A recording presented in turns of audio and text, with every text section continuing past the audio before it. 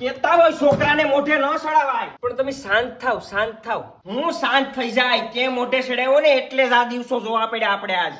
પણ સોરી પપ્પા.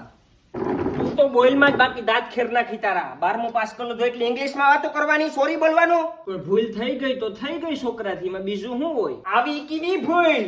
ઓલો બાપ 1 લાખ રૂપિયો માગે, ક્યાંથી લાવવા?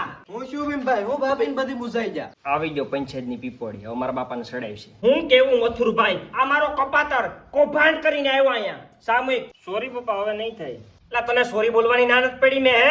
પણ હું ભીમભાઈ તો કહો. ઓલા ભાઈ તને મારે હું કેવું, ઓલા પાલાના છોકરાની દુકાન નથી માવા પાનની? હા. આ મારો કપાતર ને એના 2 દોસ્તારો રાતે એની દુકાને જઈને 12 વાગે ચોરી કરી. એમ કરાય દીકરા. એને દીકરો જા કે દીપડો છે, એ દીપડો. મને તો અફસોસ થાય કે મારી પેર જ આવી સામાન વેચીને પૈસા આવ્યો એનો જુગાર રેમાં આખી રાત, ને પાછા રેમાં તો રેમાં રૂપિયા આરીને આવ્યા 1 લાખ રૂપિયા. ભાઈ તમે ચા પીવો કે કોફી?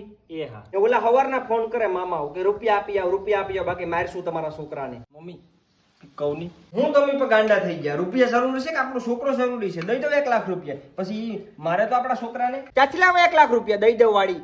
એને ભલે મારે ને ભલે એને વેચતા આવે, એને કાઢી જ મૂકવા. એટલે સોરી બોલવાની તને નાણ જ પડી.